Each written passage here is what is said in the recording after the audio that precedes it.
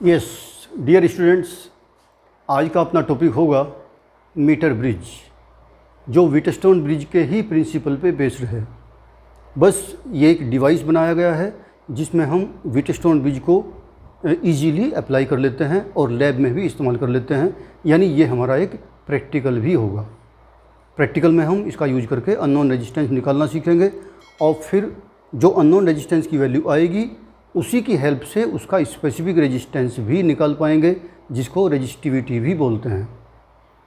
तो एक बार इसको शुरू करते हैं। इसकी कंस्ट्रक्शन देख लेते हैं पहले, ये क्या क्या इसमें लगा होता है। सिंपल होता है बिल्कुल कि एक लकड़ी के बोर्ड पे 1 मीटर लेंथ का वायर होता है।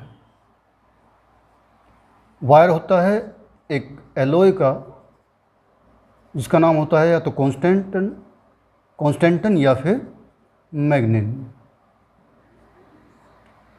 इन दोनों में से कोई एक एलॉय होता है ये, जिसका वायर होता है।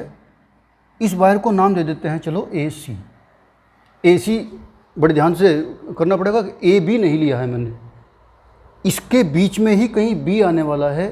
A से B तक का इसका रेजिस्टेंस हमारे व्हीटस्टोन ब्रिज का जो P था उसका काम करने वाला है, और उस B से C तक का जो वायर है उसका रेजिस्टेंस Q का काम करने वाला है। एक बार मैं व्हीटस्टोन ब्रिज भी यहाँ बना देता हूँ। ये था हमारा व्हीटस्टोन ब्रिज।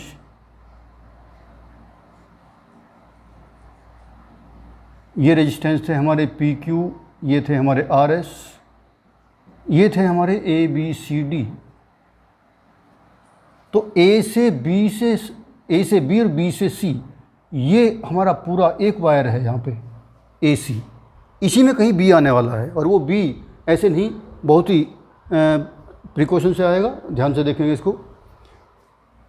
अब जो है ये R और S, इनको कहाँ कनेक्ट किया जाए, तो इसके लिए L शेप में 2 कनेक्टिंग स्ट्रिप्स होती हैं। अच्छी कंडक्टिंग मटेरियल की, कॉपर की भी हो सकती हैं और किसी मटेरियल की भी हो सकती हैं।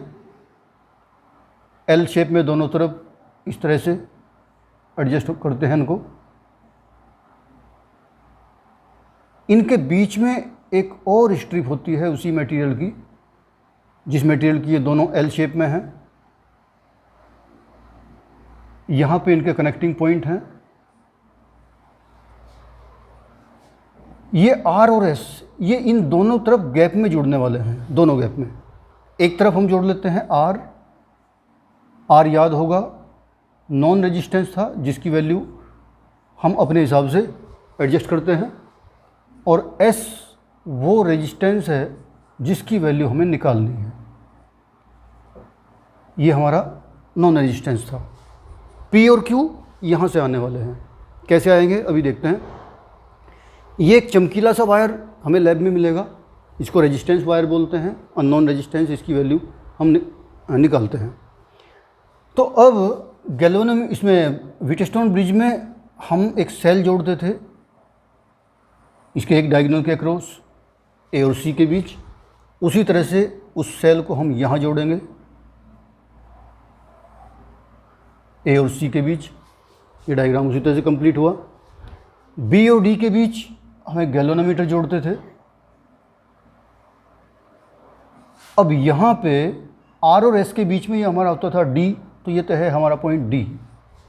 A और B के बीच में कहीं B जो आएगा वो ऐसे ही नहीं कि इस वायर को टच करा देंगे हम। इस वायर गैल्वेनोमीटर के एक एंड को तो हम डायरेक्टली कनेक्टिंग वायर से यानी कॉपर वायर से सीधे यहाँ जोड़ देते हैं, और दूसरे टर्मिनल को इसके एक जोकी आती है इस तरह का, जैसे मेरे हाथ में मार्कर है, कुछ इस तरह का वो होता है।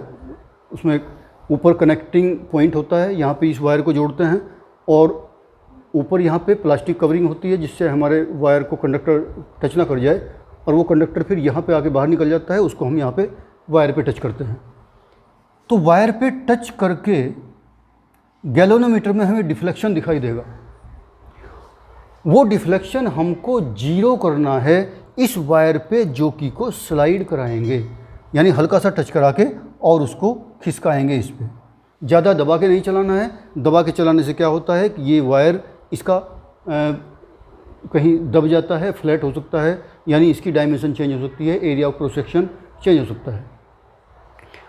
तो इसकी सर्कुलर शेप रहे, जिस शेप में ये ओरिजिनली है वायर, वो चेंज ना हो, तो इसको हम जेंटली रख के स्लाइड कराएंगे। इधर उधर कराते कराते कहीं ना कहीं गैल्वेनोमीटर की रीडिंग 0 होने वाली है। उस 0 पॉइंट पे जब आ जाएंगे तो वो हमारा पॉइंट हो जाएगा बी, बैलेंस्ड कंडीशन का वो पॉइंट। उसमें गैल्वेनोमीटर में करंट हो जाएगी 0। और ये बात कई बार आ चुकी है कि गैल्वेनोमीटर में करंट 0 होने का मतलब है बी और डी दोनों सेम पोटेंशियल पे आ जाएंगे। सेम पोटेंशियल पे आ जाएंगे तो करंट फ्लो नहीं होगी। अब ये इस बैलेंस पॉइंट बी से अगर मैं लेफ़्ट में ले जाता हूँ तो करंट एक तरफ शो करेगी गैल्वेनोमीटर की जो नीडल है, और बैलेंस पॉइंट से दूसरी तरफ ले जाता हूँ तो नीडल दूसरी तरफ इंडिकेशन देगी, यानी गैल्वेनोमीटर इंडिकेट करेगा कि करंट अब उसमें बह रही है और वो 0 पे नहीं है। इसकी 0 बीच में होती है गैल्वेनोमीटर की, बाकी दोनों तरफ डिफ्लेक्शन की वैल्यू आ जाएगी। तो अब इसमें जब बैलेंस कंडीशन में आ जाएंगे तो ए से बी तक की जो वायर की लेंथ का रेजिस्टेंस है उसे हम बोलेंगे P, और बी से सी तक की जो वायर की लेंथ है उसका रेजिस्टेंस हम बोलेंगे Q। तो ये हो जाएंगे हमारे P और Q। ये हैं हमारी नॉन वैल्यू जिसका हमें पता है R, और ये अननोन वैल्यू S। अब P और Q का रेजिस्टेंस हम कैसे नापेंगे? रेजिस्टेंस नापने की ज़रूरत नहीं है, क्योंकि हम जानते हैं किसी वायर का रेजिस्टेंस उसकी लेंथ के प्रोपोर्शनल होता है। आप बेहतर जानते हैं, आपने पढ़ा हुआ है या नहीं जानते हैं आप लोग। हमने पढ़ रखा है क्या कि किसी वायर का रेजिस्टेंस R उसकी लेंथ के प्रोपोर्शनल होता है, उसकी एरिया ऑफ क्रॉस सेक्शन के इन्वर्सली प्रोपोर्शनल होता है, और दोनों को कंबाइन करता हूँ तो R प्रोपोर्शनल टू L/A। ये सब बातें पढ़ाई हैं। अगर प्रोपोर्शनलिटी का साइन हटाएं तो एक सिंबल आ जाता है रो, जिसे हम बोलते हैं रेजिस्टिविटी या स्पेसिफिक रेजिस्टेंस। अगर मैं इसी वायर के रेजिस्टेंस की बात करता हूँ तो P से Q तक, A से B तक का रेजिस्टेंस अगर मैं P मानता हूँ तो R की जगह लिख देता हूँ P। A से B तक की लेंथ अगर इसकी L होती है और इसका area of cross section A है, इसकी स्पेसिफिक रेजिस्टेंस रो है, तो A से B तक का रेजिस्टेंस P की वैल्यू इस हिसाब से मेरी आ जानी चाहिए। ये पूरा 1 मीटर का वायर होता है, इसीलिए इसको मीटर ब्रिज भी बोलते हैं। ये क्वेश्चन बहुत पूछा जाता है कि why this instrument is called metre bridge. तो मीटर ब्रिज इसीलिए कहा जाता है कि इसमें जो वायर होता है, मेन एक्सपेरिमेंटल वायर इसका, वो 1 मीटर लेंथ का होता है। 1 मीटर का मतलब हो गया 100 सेंटीमीटर। अगर मैं A से B तक की लेंथ को L मान चुका हूँ तो मेरी B से C तक की लेंथ हो जाएगी 100 - L सेंटीमीटर। तो इस फॉर्मूले में अगर मैं L की वैल्यू रख देता हूँ, रो और A तो कांस्टेंट है, कांस्टेंट थिकनेस का वायर है ये, और मटेरियल जब तक चेंज नहीं होता तब तक रो की वैल्यू चेंज नहीं होगी। ये तो स्पेसिफिक कैरेक्टरिस्टिक है उसकी। तो ये तो आ गई मेरी A से B तक के रेजिस्टेंस की वैल्यू उसकी लेंथ की टर्म में। अब मैं अगर B से C तक का जो रेजिस्टेंस में Q मान रखा है, अगर उसकी वैल्यू निकालूं तो B से C तक भी स्पेसिफिक रेजिस्टेंस तो रो ही रहेगा, एरिया ऑफ क्रॉस सेक्शन भी इसका वही है, लेकिन लेंथ चेंज हो गई है 100 - L। अब मैं कह रहा था जो A से B तक का रेजिस्टेंस जो P माना है, रेजिस्टेंस मेजर नहीं किया मैंने, थ्योरी का यूज करते हुए मुझे केवल इनका रेशो चाहिए था। मैं पहले ही बताया था जब वीटस्टोन ब्रिज हमने पढ़ा कि P और Q रेशो की ज़रूरत है, इनके रेशो रेजिस्टेंस है वो, तो इनका तो हमें केवल रेशो चाहिए। इसलिए अगर मैं P/Q का रेशो निकालता हूँ तो P की वैल्यू ρL/A ऊपर रखी, Q की वैल्यू रो 100 - L/A नीचे रखी, रो से रो, A से A कटा, तो P/Q की वैल्यू आ जाएगी हमारी L/100 - L। तो P/Q यानी P और Q के रेजिस्टेंस मेजर करने की बिल्कुल ज़रूरत नहीं है, बस A से B तक और B से C तक की लेंथ हमारी वही आ जाएगी, जो इनका रेशो वही आ जाएगा जो P और Q का रेशो था। तो चलिए ये बात हो गई, इसको आगे चलते हैं। P/Q को मैं यहाँ लिख देता हूँ, आगे काम आने वाला है L/100 - L। अब इसमें सबसे पहले इसका प्रिंसिपल एक बार मैं लिख देता हूँ, बहुत पूछा जाता है एग्जाम्पल में। तो metre bridge works on the principle of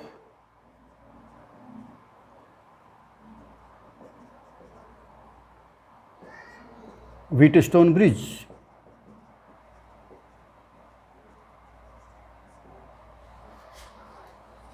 in balanced condition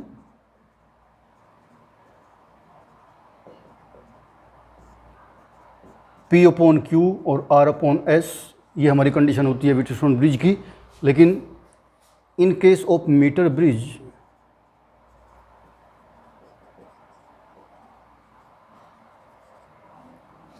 in balanced condition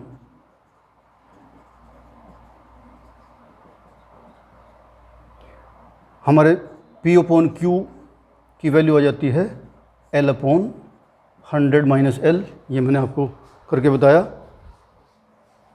और ये हाँ, ये हो जाएगी वैल्यू R अपॉन S के इक्वल।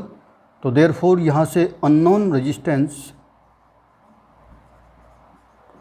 S की वैल्यू निकल सकती है, हम इसको कैलकुलेट कर सकते हैं R into 100 minus L upon L। तो इस तरह से व्हीटस्टोन ब्रिज के प्रिंसिपल को हम इस तरह के डिवाइस में यूज करके, जिसको मीटर ब्रिज कहा गया, उसी अननोन रेजिस्टेंस को इजीली लैब में भी निकाल सकते हैं। अब ये नॉन रेजिस्टेंस की जो मैं बात कर रहा था, इसको हम कैसे अपनी मर्जी से चेंज करते हैं, ये एक बार देख लेंगे। ये एक बॉक्स होता है जिसमें अलग अलग रेजिस्टेंसेज की की लगी होती हैं। जिस तरह से एक कनेक्टिंग की होती है वो हमारी, तो उसी तरह की ये की होती हैं। किसी पे 1 लिखा होता है, किसी पे 2, किसी पे 5, किसी पे 10, किसी पे 20। तो जिस भी की को हम बाहर निकाल लेते हैं वही रेजिस्टेंस हमारे सर्किट में आ जाता है। तो रैंडमली हम जिसको रेजिस्टेंस को सर्किट में डालना चाहेंगे वही हमारे सर्किट में आ जाएगा, उसी की हम की निकाल लेंगे।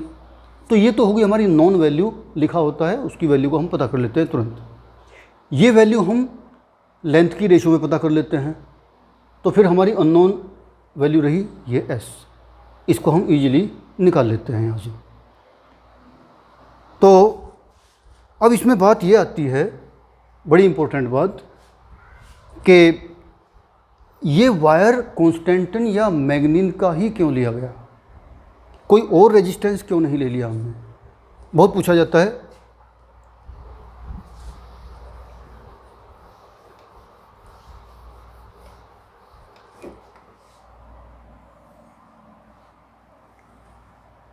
इस प्यारे से सर्किट में, मीटर ब्रिज में बहुत ही इम्पोर्टेंट क्वेश्चन बनते हैं, वाई मैग्नीन और कॉन्स्टेंटिन।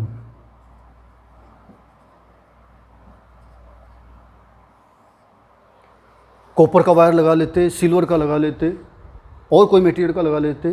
कॉपर, ये कॉन्स्टेंटिन या मैग्नीन ही क्यों यूज किया गया?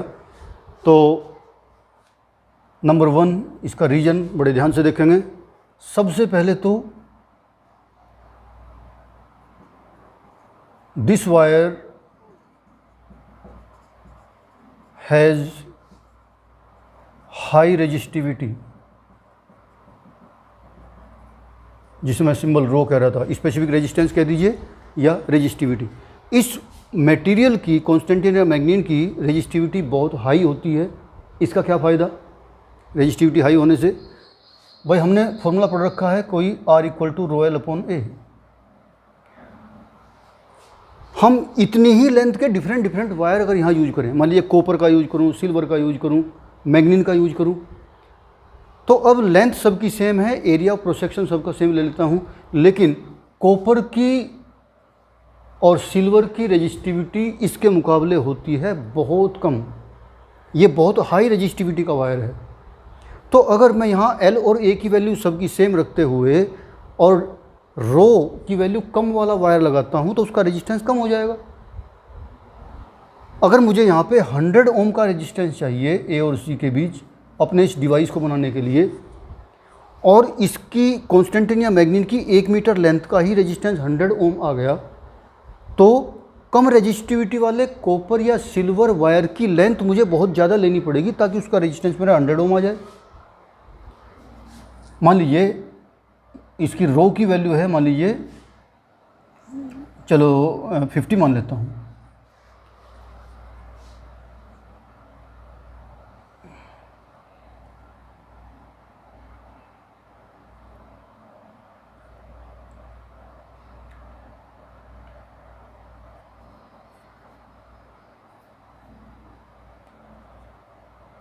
चलिए छोड़ो।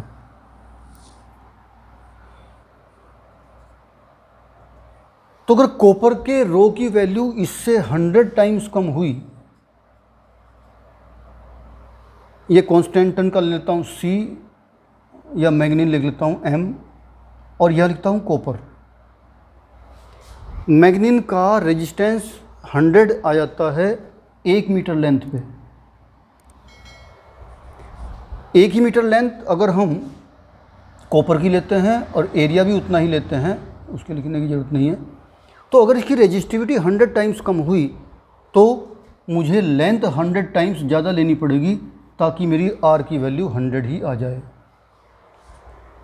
तो इसलिए कम रेजिस्टिविटी वाले वायर को अगर जोड़ते तो उसकी लेंथ मुझे बहुत ज़्यादा लेनी पड़ती। इतनी ज़्यादा लेंथ को यहाँ एडजस्ट करना मुश्किल हो जाता, उसको हैंडल करना मुश्किल हो जाता। इसलिए सबसे इम्पोर्टेंट बात तो ये रही कि हाई रेजिस्टिविटी का वायर इसलिए लेते हैं ताकि कम लेंथ में सफिशिएंट रेजिस्टेंस हमारा एडजस्ट हो जाए।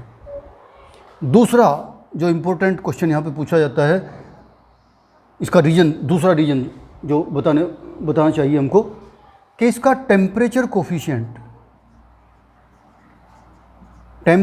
Coefficient of resistivity is very low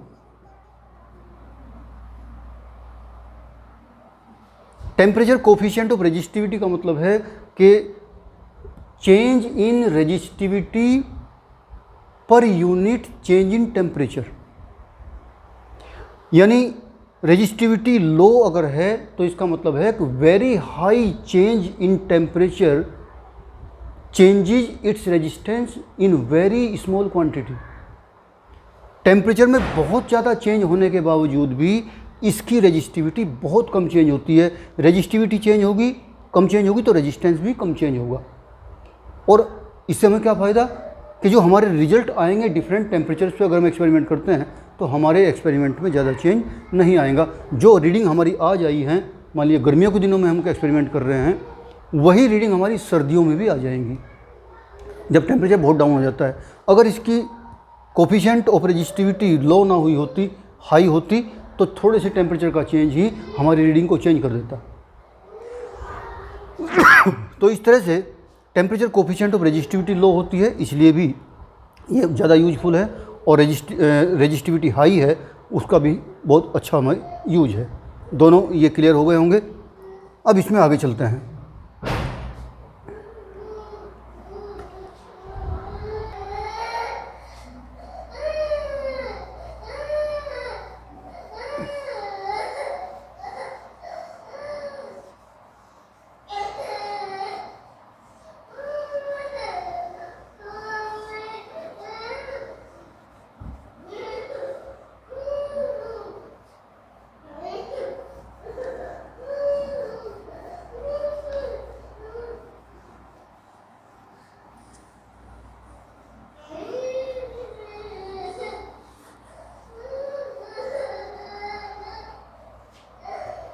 तो इस पर बेस्ड एक पहला न्यूमेरिकल कर लेते हैं और समझ में आ जाएगा। बहुत ही आसान सा न्यूमेरिकल है।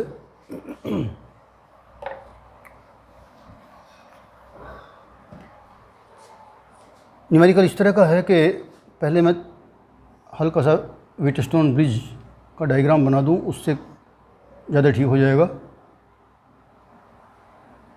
तो ये तो था हमारा वायर AC। ये हमारा जो रेजिस्टेंस था नॉन वैल्यू, यहाँ पे कोई X रेजिस्टेंस है, यहाँ पे कोई Y रेजिस्टेंस है, अननोन रेजिस्टेंस। और बैलेंस्ड कंडीशन में जो लेंथ आई है वो A से 40 सेंटीमीटर पे आई है। ये कोई सेल जुड़ी हुई है। चलिए, तो सीधी सी बात है कि दूसरी तरफ से 60 सेंटीमीटर रह गई होगी बी से सी तक की डिस्टेंस। तो पहली कंडीशन तो ये है कि दो रेजिस्टेंस एक्स और वाई मीटर ब्रिज में कनेक्ट करने से बैलेंस कंडीशन हमारी पहले ए से 40 सेंटीमीटर पे आती है। अगर अब कंडीशन क्या दी है कि अगर y के साथ पैरेलल में एक 12 ओम का रेजिस्टेंस कनेक्ट कर दिया जाए, इसके पैरेलल में मान लीजिए ये रेजिस्टेंस हमारा y था और इसके पैरेलल में यहाँ पे एक 12 ओम का रेजिस्टेंस कनेक्ट कर दिया जाए, तो जो नई पोजीशन आती है वो 10 सेंटीमीटर शिफ्ट हो जाती है। बी की पोजीशन 10 सेंटीमीटर शिफ्ट हो जाती है। ये पहले रेजिस्टेंस जो था हमारा x इस तरह से था। तो क्वेश्चन इस तरह से है, initially the balance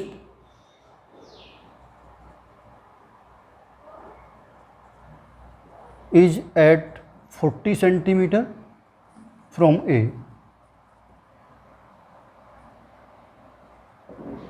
With X and Y.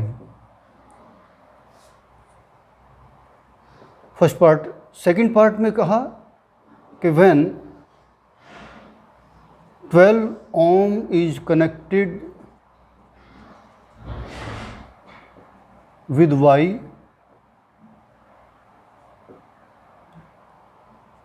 the balance point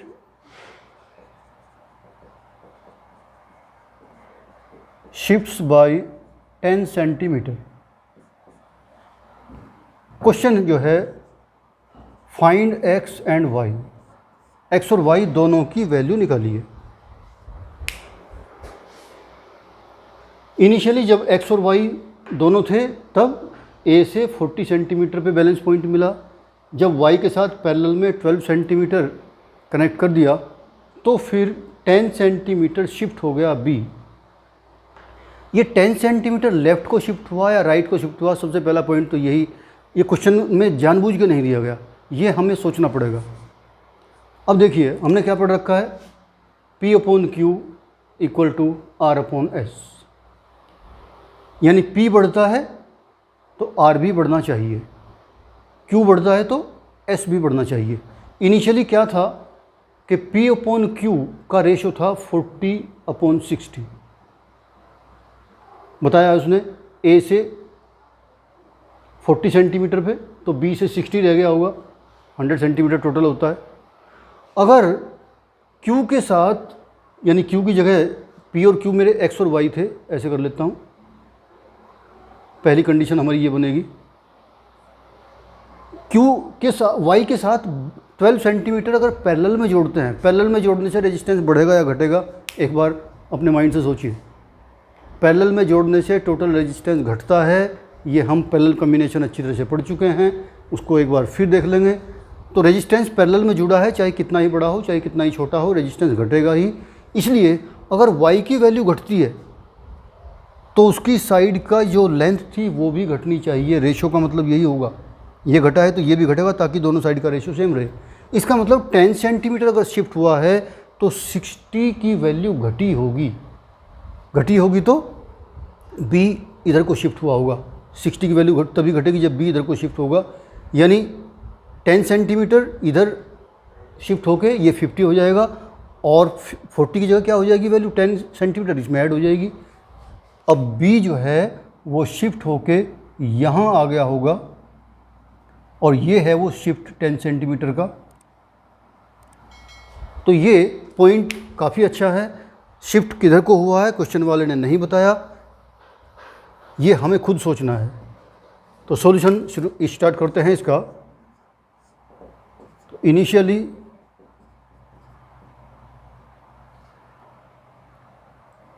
L की वैल्यू है हमारी 40 सेंटीमीटर, देयरफॉर 100 माइनस L हमारी हो जाएगी 100 minus 40 = 60 centimetre. Therefore x/y must be L/100 minus L जो हमने पढ़ रखा है, डायरेक्ट लिख देता हूँ 40/60 यानी 2/3। तो x/y = 2/3 शॉर्ट में अगर कर लेते हैं तो 3x equal to 2y। First equation ये हमारी ये आ गई।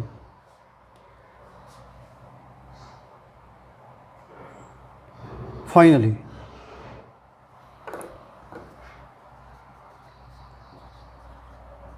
when 12 ohm is connected with y in parallel, तो यहाँ पे इन दोनों का टोटल रेजिस्टेंस अगर मैं कहता हूँ वाई डैश हो जाएगा, तो उस वाई डैश की वैल्यू निकाल लेते हैं एक बार। जब दो रेजिस्टेंस पैरेलल में होते हैं तो उनका इक्विवेलेंट निकालने का बहुत आसान तरीका है कि उनकी प्रोडक्ट करिए और अपॉन उनका सम कर दीजिए। 12 into y upon 12 plus y, यानी 12y अपॉन 12 प्लस वाई। ये वाई डैश की वैल्यू आ गई। अब हमारे इस फॉर्मूले में y की जगह हम वाई डैश रख देंगे, बिकॉज b इज या b शिफ्ट्स बाय 10 सेंटीमीटर। अब ये हमें बताना है कि किधर को शिफ्ट हुआ है। 10 centimetre from A to C। B अगर 10 सेंटीमीटर शिफ्ट होता है, क्योंकि पैरेलल कम्बिनेशन में ये रेजिस्टेंस कम हुआ होगा, इसलिए इस साइड की लेंथ भी कम हुई होगी। इसका मतलब है B इधर शिफ्ट हुआ होगा, तभी ये लेंथ कम हुई होगी। तो A से C की तरफ को हमारा ये B पॉइंट शिफ्ट हुआ होगा। तो now x upon y dash must be equal to, जो 40 की साइड है उसमें 10 ऐड हो गया है और जो 60 की साइड है उसमें 10 लेस हुआ है, 10 सेंटीमीटर शिफ्ट हुआ है। तो ये हो गया हमारा x अपॉन वाई डैश की वैल्यू हमारी आई 12y अपॉन 12 प्लस वाई।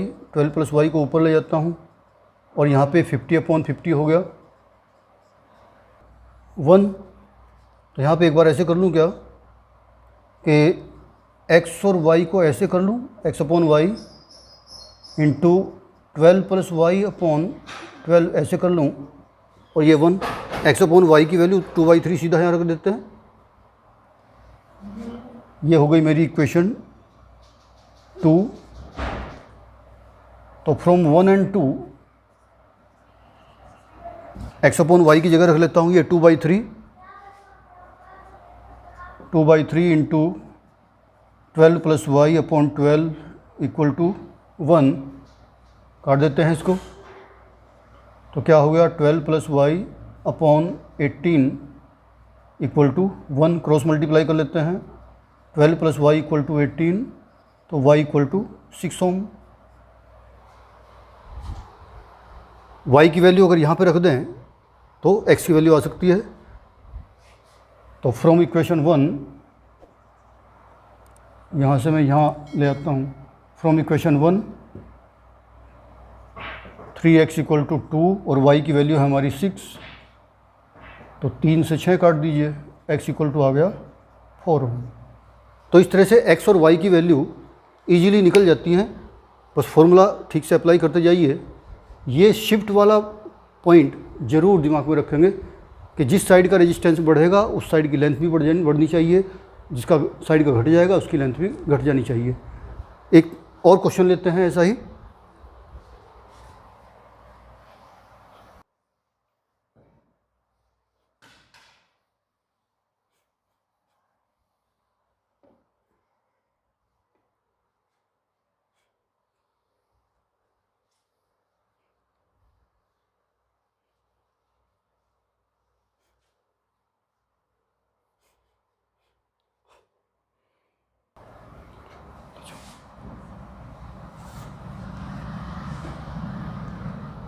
चलिए नेक्स्ट क्वेश्चन है कि ये अब की बार जो है x और y जब इनिशियली कनेक्टेड हैं तो b की बैलेंसिंग पोजीशन आती है a से 60 centimetre,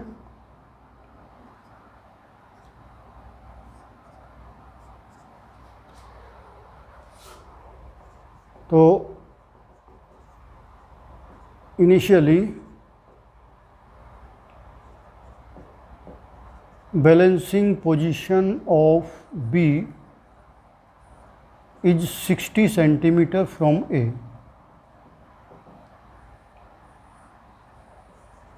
for x and y. Second part में कहा है when 15 ohm is connected in series with Y, the balance point या balance position shifts by 10 centimetre.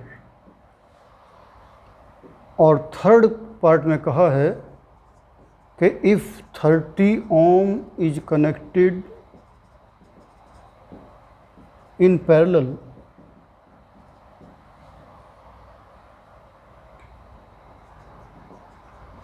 with Y,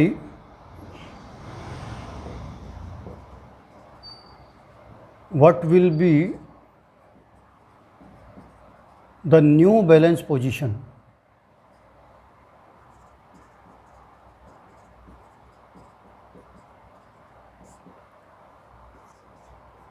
solution start करते हैं। पहली कंडीशन देखते हैं कि एक तरफ 60 है तो दूसरी तरफ 100 से लेस करके 40 सेंटीमीटर बचा होगा।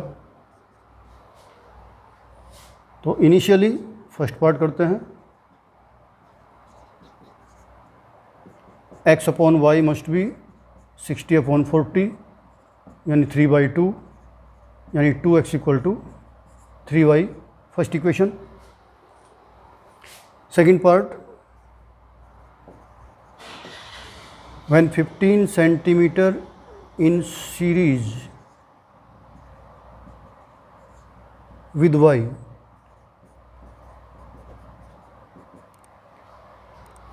Y के साथ सीरीज में 15 सेंटीमीटर आया तो रेजिस्टेंस बढ़ा होगा, या 15 ओम आया तो जब रेजिस्टेंस बढ़ेगा तो उसकी लेंथ भी बढ़नी चाहिए।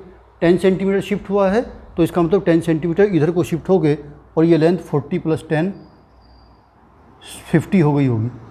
इधर वाली में से 10 लेस हुआ होगा, तो यानी सीधा सा फॉर्मूला है कि 60 में से 10 लेस हो गया होगा और 40 में 10 ऐड हो गया होगा।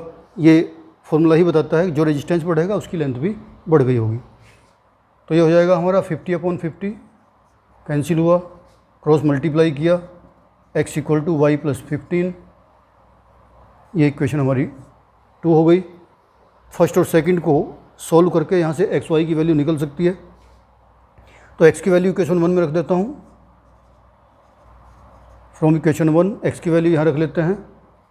तो 2 into y plus 15 equal to 3y, यानी 2y plus 30 equal to 3y। 2y को उधर ले जाते हैं तो y की वैल्यू आ जाती है हमारी 30 ओम। y की वैल्यू इक्वेशन 1 में रख लेता हूँ। From equation 1 2x equal to 3 into 30 90 हो जाएगा। x की वैल्यू आ जाती है हमारी 45 ओम। अब थर्ड कंडीशन को अप्लाई कर देते हैं कि ये हमारा 45 आ चुका है, y की वैल्यू हमारी 30 आ चुकी है। अब इस 30 ओम के साथ एक 30 ओम पैरेलल में जोड़ दिया गया है। तो अब बैलेंस पोजीशन निकालिए। तो थर्ड पार्ट मैं यहाँ कर रहा हूँ। when 30 ohm is connected with Y in parallel,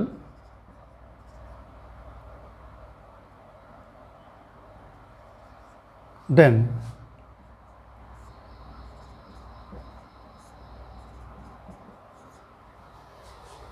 parallel combination में जानते हैं हम इक्विवेलेंट वैल्यू निकलती है, दोनों की मल्टीप्लाई अपॉन दोनों का सम इक्वल टू नेक्स्ट जो बैलेंस पोजीशन है वो मान लेते हैं L। Let new balance position is L centimetre from A। नई बैलेंस पोजीशन मान लेते हैं L सेंटीमीटर होगी ए से, तो सी से क्या रह जाएगी 100 माइनस एल सेंटीमीटर। तो एक्स की जगह एक्स और वाई की जगह ये फॉर्मूला रख के पैरेलल कॉम्बिनेशन का वैल्यू रख देते हैं दोनों की। एक्स की वैल्यू थी 45 अपॉन नीचे 30 इंटू वाई की वैल्यू भी 30 और नीचे 30 plus 30 equal to L upon 100 minus L. 30 plus 30 60 हो जाएगा, उसको ऊपर ले जाता हूँ 45 के साथ, तो 45 इंटू 60 हो जाएगा ऊपर जाके। ये 30 प्लस 30 60 हो गया, नीचे 30 की मल्टीप्लाई रहने देते हैं ऐसे ही, और इक्वल टू आ गया हमारा एल अपॉन 100 माइनस एल। काट लेते हैं इनको, 30 से ये कट गया 2 टाइम्स, 2 से ये कट जाएगा 15, 15 से 45 3 टाइम्स, तो क्रॉस मल्टीप्लाई कर लेते हैं। चलिए यहाँ पे आ जाते हैं, तो ये हो जाता है 300 minus 3L equal to L, cross multiply करके नीचे 1 है, तो कितना हो जाता है 300 इक्वल टू 4L, यानी L इक्वल टू 300 अपॉन 4 यानी 75 सेंटीमीटर। ये रेजिस्टेंस पैरेलल कॉम्बिनेशन होने के कारण घट गया होगा, इसलिए इसकी लेंथ जो इनिशियली 40 सेंटीमीटर थी इधर 60 था, तो अब वो 40 भी लेस होकर 25 रह गई होगी और इधर की 60 बढ़ के 75 हो गई होगी, क्योंकि रेजिस्टेंस घटा है तो इसकी लेंथ भी घटी होगी। तो इस तरह से नेक्स्ट क्वेश्चन पे चलते हैं।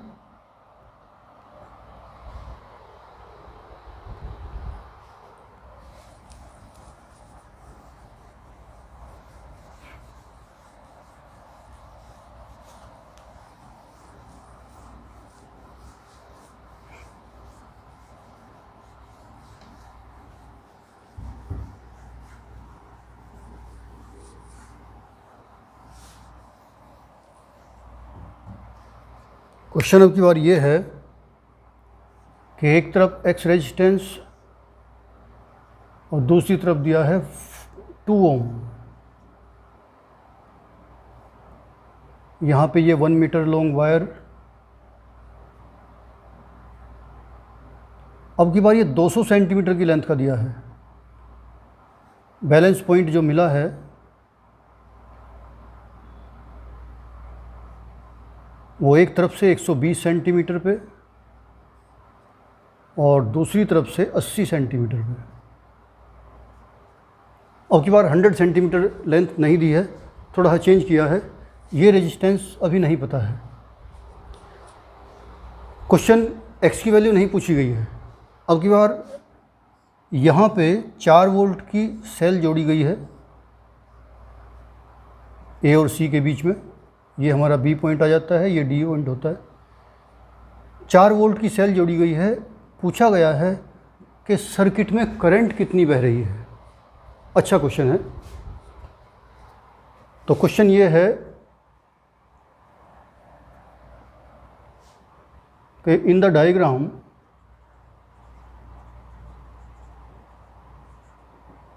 फाइंड करंट आई।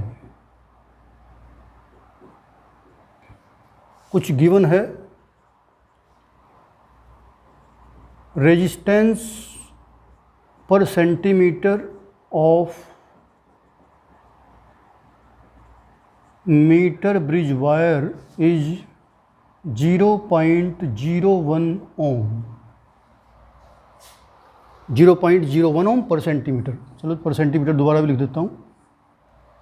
0.01 ओम पर सेंटीमीटर अगर इस वायर का रेजिस्टेंस है, कांस्टेंट या मैग्नीन का जो भी होता है ये, तो सर्किट से करंट कितनी फ्लो हो रही है एक बार ये निकालिए। तो उसके लिए पहले ज़रूरी है पहले एक्स की वैल्यू निकाली जाए। ये दोनों रेजिस्टेंस जब बैलेंस कंडीशन होगी, गैल्वेनोमीटर में करंट नहीं जाएगी तो सीरीज में हो जाएंगे। इन दोनों पार्ट्स के रेजिस्टेंस भी सीरीज में हो जाएंगे। चलिए आगे बढ़ जाते हैं। तो सॉल्यूशन स्टार्ट करते हैं यहाँ से। तो initially x upon 2 must be equal to 120 upon 80, 40 से कट जाएंगे, 2 से 2 डायरेक्ट काट देता हूँ। x इक्वल टू 3 ओम आ गया, ये वैल्यू आ गई हमारी 3 ओम।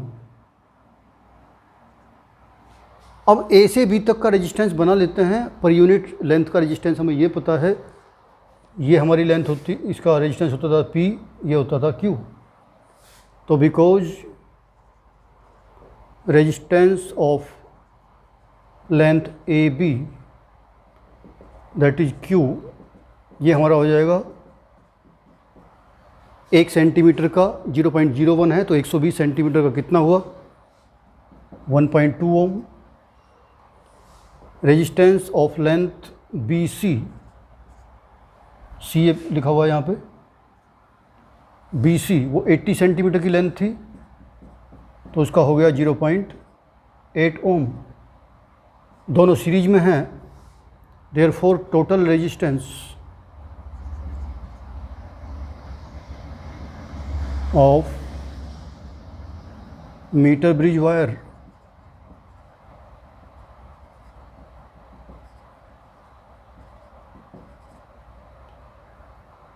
ये हो जाएगा हमारा 1.2 प्लस 0.8 इक्वल टू 2 ओम। अब देखिए ऊपर हमारा टोटल रेजिस्टेंस हो गया 3.3 प्लस 2 यानी 5, और नीचे हो गया 2। तो therefore 3 plus 2 equal to 5 ohm and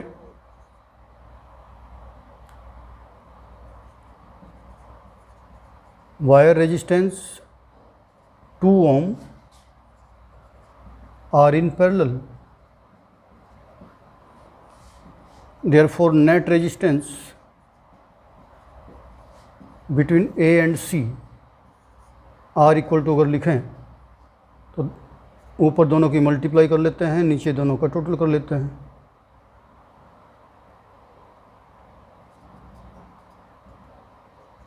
ten by 7।